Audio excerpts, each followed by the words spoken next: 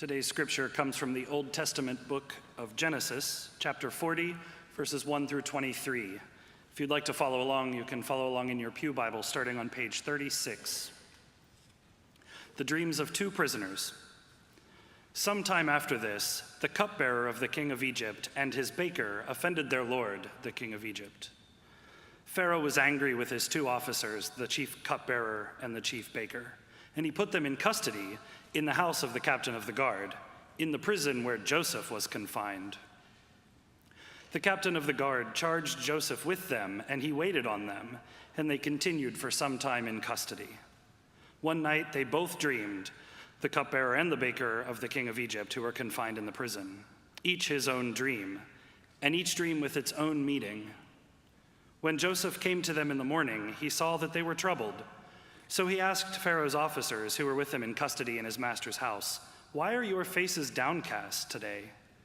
They said to him, "We have had dreams, and there was no one to interpret them." And Joseph said to them, "Do not interpretations belong to God? Please tell them to me." So the chief cupbearer told his dream to Joseph and said to him, "In my dream there was a vine before me, and on the vine there were 3 branches. As soon as it budded, its blossoms came out and the clusters ripened into grapes. Pharaoh's cup was in my hand, and I took the grapes and I pressed them into Pharaoh's cup and placed the cup in Pharaoh's hand."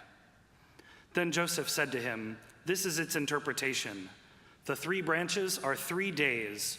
Within 3 days, Pharaoh will lift up your head and restore you to your office, and you shall place Pharaoh's cup in his hand, just as you used to do when you were his cupbearer. But remember me when it is all well with you. Please do me the kindness to make mention of me to Pharaoh, and so get me out of this place. For in fact, I was stolen out of the land of the Hebrews, and here also I have done nothing that they should have put me into the dungeon." When the chief baker saw that the interpretation was favorable, he said to Joseph, "I also had a dream. There were 3 cake baskets on my head, and in the uppermost basket there were all sorts of baked foods for Pharaoh. But the birds were eating it out of the basket on my head." And Joseph answered, "This is its interpretation. The 3 baskets are 3 days. Within 3 days, Pharaoh will lift up your head from you and hang you on a pole, and the birds will eat the flesh from you. On the 3rd day, which was Pharaoh's birthday, he made a feast for all his servants and lifted up the head of the chief cupbearer and the head of the chief baker among his servants. He restored the chief cupbearer to his cupbearing, and he placed the cup in Pharaoh's hand. But the chief baker he hanged, just as Joseph had interpreted to them. Yet the chief cupbearer did not remember Joseph, but forgot him." Hear what the Spirit is saying to the church. So let me tell you about my friend Eddie. We have a friend whose name is Eddie, and he's a great big sort of outdoorsy, musky, he's a lifter. You can tell he's a lifter just by looking at him. He's got a great big beard and so on. He's fearsome. He's gentle on the inside, but he kind of looks like he wouldn't be afraid of anything. And yet he told us of this one time when he was young, when he was little, at the age of 6, he went to visit his grandparents. And I don't know who was there, whether there was a lot of other family there or just him and a cousin. There was another cousin about the same age. And so they slept in the same bed at night together and up, I guess, in the attic. And so they were getting ready for bed one night. And they have this crazy aunt. Now, I think in our families, we all probably have something of a crazy aunt. Some of you may be the crazy aunt or uncle, and you don't even realize maybe that that's what you are. But they had this crazy aunt. She was tucking them into bed that night. And she sort of got them in bed and said their prayers. And then as she was leaving, really just, I guess, as much as anything as kind of an afterthought, she turned and she looked at them. She had this fierce sort of stare, and she looked at them and she said, "Your great-grandfather died in that bed." And then she, turned the light out, closed the door, and left these 2 6-year-old impressionable boys there in the dark. in the bed. Their great-grandfather had slept the night. This is kind of scary stuff for a little boy. And so he didn't sleep that much that night, I guess. He constantly was listening to all the creaking going on, thinking Frankenstein or something or was coming. It can be like that. There's another man I want to tell you about who, if you know anything about football, you may remember this name. He's been out of football now, I think. I think he's kind of sort of edging back in a little bit as an assistant or something. But Mike Singletary, do you remember Mike Singletary? He was the middle linebacker for the Chicago Bears back in the 1980s, early 1990s, when they were just a superior team. They had this fearsome defense, and he was, as I say, the middle linebacker. The defense was called the Monsters of the Midway, and he was kind of the chief monster, the head and the heart of this fearsome, brilliant defense. He had a couple of nicknames. One was Samurai, because he was just kind of a killer out there on the field. But the other, I like this one better, the other was the eyes. He had these eyes, these penetrating eyes that would look across the line in his position there in the middle, look across the line at the quarterback and the running backs with these eyes that apparently they just looked unhinged, deranged. Someone said that he was a lunatic, really, in a football uniform. I mean, out on the football field, he was afraid of nothing. But in bed at night, he slept with the lights on because he was afraid of the dark. He was afraid he was going to die. He had this irrational fear. He couldn't understand it or explain it for a long time, but he had this fear that he was going to die there alone in the dark in the middle of the night. Now, I don't know about you, but sometimes I get awake in the middle of the night. I think some of it is just age or whatever. Since I discovered Aleve PM, my new best friend, it's made all the difference in the world. But sometimes you just can't help it. You get awake, and I'm not really afraid of the dark. We like the dark. We have, it's very dark in our room. Hopefully Brenda likes the dark, because I think it was probably my choice to have it so dark in there. But you just wake up in the middle of the night sometimes, and you start thinking about things. Sometimes I'll wake up and I'll think, now don't think about anything. Just don't think about anything. But you can't help it. Sometimes that works, but sometimes it doesn't. You think about things. You think about all you have to do. You begin making a list. I have written some of the best sermons of my life in the middle of the night, and someone's saying, well, at least he's writing some good sermons somewhere. But, you just think about things. You worry. What's the worst that could happen? You never think what's the best that could happen, not in the middle of the night. You always are thinking, what's the worst that can happen? It just seems as though there's this helplessness. In the daylight, you can sort of be working at whatever it is.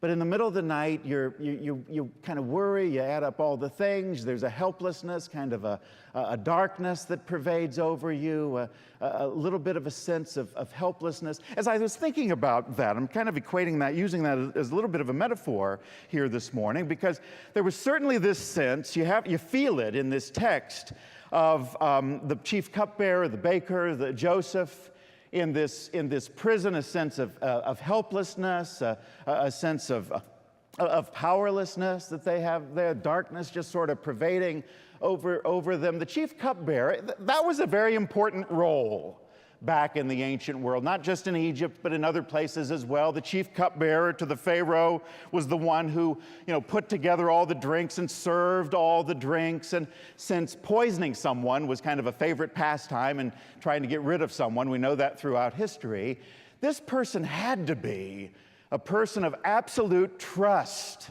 and have the confidence of the Pharaoh. If that was lost, then it was all lost. Sometimes that person might even be called upon to swallow the drink that was there in order to prove that it was safe. So if that trust was lost, it was really rare to get that back. And it would be the same for the chief baker or cook, sometimes he's referred to in the commentaries, someone who helped to kind of prepare all of the meals and oversee all of the meal preparation. You could also have some poison there. So this must have been a low point for these people in major roles, and now here they are in prison. And the same, I think, must have been true for Joseph, this dark night of the soul that he must have been having, this sense of real helplessness that he would have had. And I know that sometimes, maybe it starts in Sunday school when we learn this story, you just have this feeling of some people like Joseph that they're going to rise to the top. No matter what happens, they're going to rise to the top. And so you think, well, he must have had it pretty easy there in prison. It must have been, even in prison, kind of cushy for him. And yet the tone of what you read, Ryan, the tone of the text is much different than that. The tone is a sense of helplessness, of panic, of pleading. He's begging with the cupbearer. When you get out of here, I've been unfairly imprisoned. I've been accused and dealt with just very unfairly. And so he just pleads with him, please get me out of here. There would have been this dark night of the soul, a sense of real helplessness that Joseph would have had. James W. Moore is a Methodist preacher in Houston. And maybe some of you have read his books. I think we've studied some of his books here in various Bible studies, men's groups and other studies. But he said something in one of his sermons that I read that just sort of resonated with what I was trying to say here this morning. He wrote this: do you ever feel trapped? Do you ever feel imprisoned, paralyzed, shackled, buried by some problem? Do you feel locked up in some spiritual grave? Is there something in your life right now that is smothering you to death, sapping your strength, depleting your energy, destroying your soul? Is it some weakness? Is it an addiction? Is it an emptiness within? Is it remorse over some wrong that you've done or something you failed to do? Is it guilt or shame or vengeance?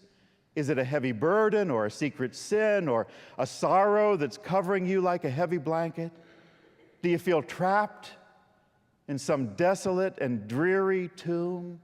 And to that list, I might add, do you ever feel forsaken or abandoned or forgotten? I mean, here's Joseph, forgotten. They put it pretty bluntly. I mean, it's very blunt as it ends. There's kind of a downer as we end that passage to read. This chief cupbearer who said that when he got out of there, he would remember Joseph. He forgot him. It says just very, very plainly there. Helped at one of the most critical, you can hardly picture a more pivotal time in this man's life. Helped at that time, and yet when he gets the chance to help someone else, he forgets. He forgets all about Joseph. It reminds me of that line from the Eagles song. I forget the name of the song. Is it New Kid in Town or something like that? But there's this one line that says, they will, talking about someone sort of leaving a position or leaving town, they will never forget you till somebody new comes along. In other words, they'll forget you. They'll forget you almost right away. I mean, there's a sense that we sometimes have of being forgotten, of being abandoned, of being forsaken. We're there dealing with all the mysteries and the uncertainties of life on our own. There's no sense of hope, maybe, no sense of possibility with whatever it is. They did a study with lab rats. Now, don't shoot the messenger on this one. I'm not sure exactly how this turns out for these poor lab rats. And it's a little more graphic than I usually say. But they put these lab rats into, a great big vat of water. They couldn't get out. They wanted to see how long they would swim. I don't know why they did this, but they did this. I don't know why I'm telling you this, but I'm telling you this. So they did this, and what they found, here's why I'm telling you, but what they found was that the rats would swim for 36 hours until they got exhausted and gave up. I don't know if then they saved, so you just have to assume they swept in there and saved them before they drowned.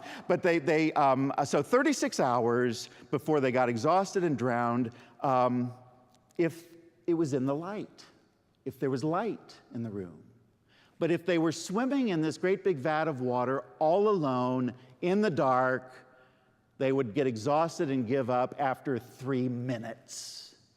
See the difference there? The light and the dark and what it can do to us. We feel alone and forsaken, but can there be a courage of soul that we can face in the midst of this? It was said of Ulysses S. Grant that he had 4 o'clock in the morning courage. I love that phrase. He had 4 o'clock in the morning courage. He could be awakened in the middle of the night and maybe the sense of a deep sleep, but get up and be told something was going on, and he had to rally the troops and make some decisions, and he had that kind of courage in the middle of the night, in the middle of what he was doing. Most of us don't have that kind of courage. My experience is, for most of us, courage means this. Now this, I think, is better than just a sort of a natural sense of courage.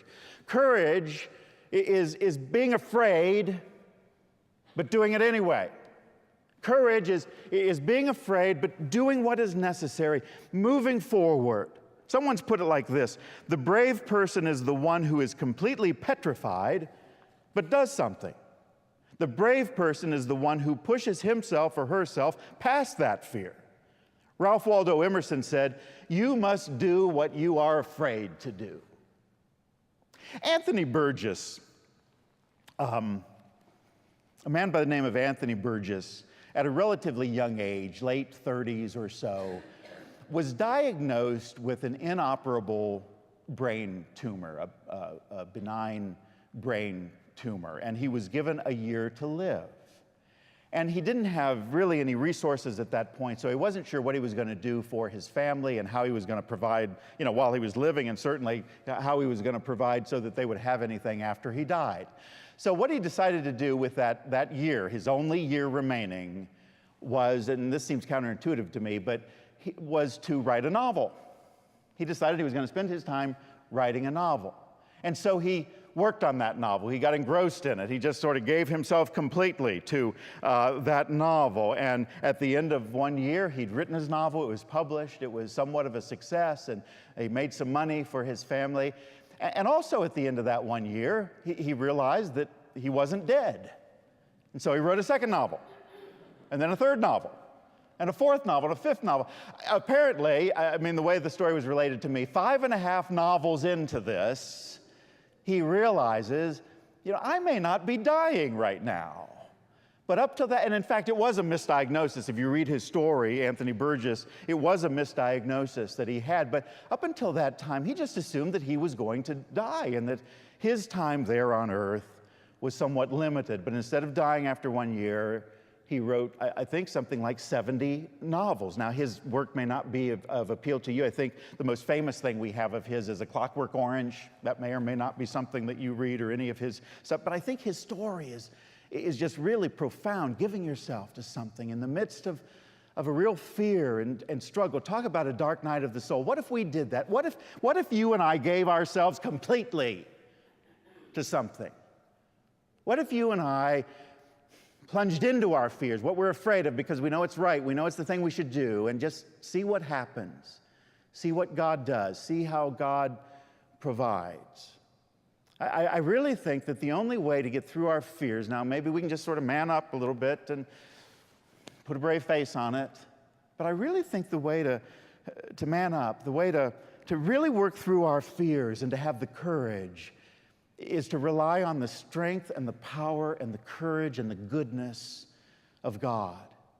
Mike Singletary, who I mentioned before, is the middle linebacker for the Bears. What he discovered was that it was guilt. He had a sense of guilt over something he had done, or maybe many somethings that he had done. And it was only when he took that sense of guilt to God and repented and asked for forgiveness that he felt a real relief and a real release from that guilt, and he was no longer immobilized by his fear. Now, maybe for you and me, it's not guilt or remorse or regret, but maybe it's something else. Maybe it's a sense of uncertainty about our lives. It's a pain, a loss, a grief, a failure, a grievance we have against someone that we just can't let go, and all the fears and anxieties that are attached to that. It's amazing what spending just a few moments each day in prayer will do. It's amazing what a few minutes will do, just sort of mentally picturing the unloading of our burdens off of ourselves and giving them to God, placing them in God's hands. It's amazing what happens when we begin to ask God to be with us in whatever we face, every step of the way, the good and the bad. It's amazing what happens when we begin to put more and more and more of our trust in God. I love that one line. It's kind of hidden in there. But Joseph comes to the cupbearer and the baker, and he says something like, "Don't you know that all dream interpretation belongs to God?" I love that. I'm reading too much into it probably.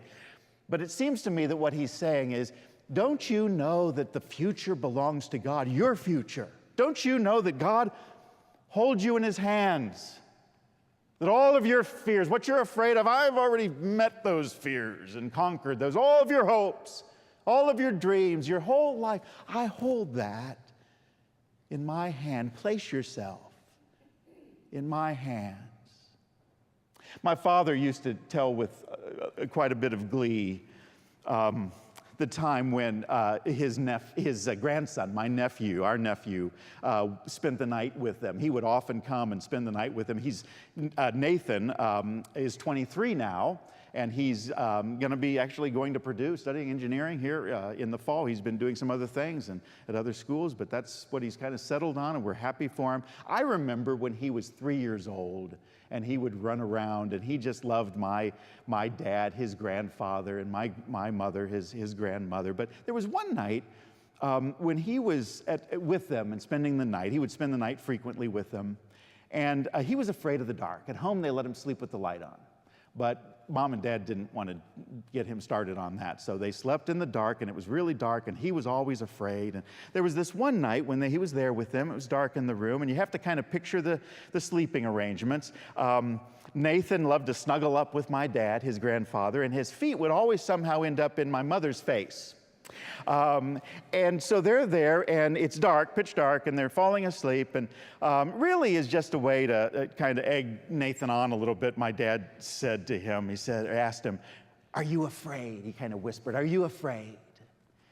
And Nathan, he didn't take it as a joke at all. He sort of puffed his chest out, and apparently that Dad could see this in the dark. He puffed his chest out, and he was really kind of serious about it. He whispered back, "I'm not afraid of anything." Now, I can understand how he could feel that way. I can understand how he could say that. Nestled into the arms of the one who he thought would save him from anything, protect him from anything. Nestled into the arms of the one he trusted more than anyone in the world.